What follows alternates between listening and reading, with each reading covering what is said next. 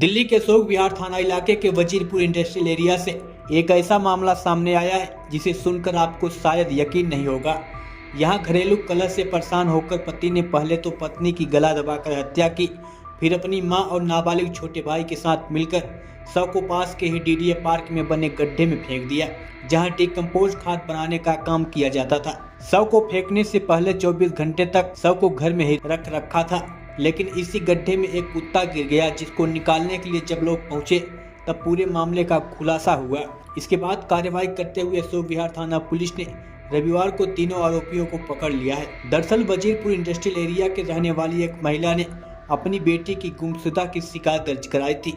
कब आप लोगों को पता चला था? हमारा उधर का कोई आया लेटिन करने, एक कुत्ता था, कुत्ता पर बैठ कर रो रहा था। तो बच्चा को क्या उसका बच्चा मर गया है कुत्ता का, त्या रो रहा।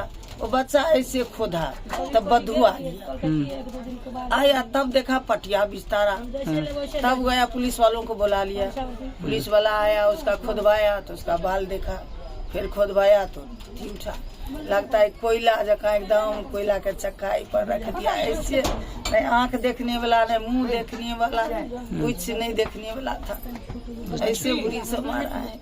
शिकायतकर्ता महिला ने बताया कि उसके 25 वर्षीय बेटी करीब 5 सालों से विक्की नाम के युवक के साथ रहते थे और वे 1 साल पहले ही दोनों ने शादी कर ली थी। बीती 24 जनवरी को पति पत्नी के बीच में किसी बात को लेकर झगड़ा हुआ।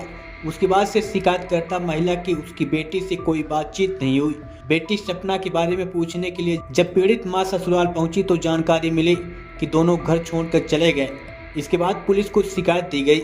महिला का कई दिनों तक कुछ पता नहीं चला। सपना के ससुराल के घर के पास ही डीडीए ग्राउंड के एक गड्ढे बनाया गया था।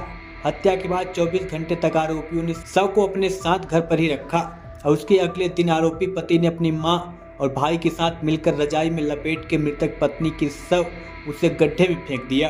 बीती 8 जनवरी को इस गहरे गड्ढे में एक कुत्ता गिर पड़ा, जिसको निकालने के लिए जब लोग वहां पहुंचे तो उसके पैरों तले जमीन खिसक गई। देखा एक महिला जिसको रजाई में लपेट कर फेंका हुआ था। उसके बाद पुलिस को जानकारी दी गई। पुलिस मौके पर पहुंची, शव को कब्जे में लिया और आखिरकार 25 तारीख को जिस महिला ने अपनी बेटी की गुमशुदा की शिकायत दर्ज कराई थी, उसने सपना की पहचान कर ली। इसके बाद पुलिस ने रविवार को आरोपी पति उसकी मां को गिरफ्तार कर लिया। साथ ही पुलिस ने नाबालिग भाई को हिरासत में लेकर पूरे मामले की जांच शुरू कर दी। मामला क्या बताएं, वो शादी करी थी कि नहीं करी थी, साथ में रह रहे थे दोनों। अब वहाँ क्या लड़ाई क्या झगड़ा इनके घर में हुई ये भी मुझे नहीं पता है। फिर जब मेरी लड़की को पता नहीं चले तो मैंने डेली यही पूछती थी कि मेरी लड़की को बता दो वो गई कहाँ।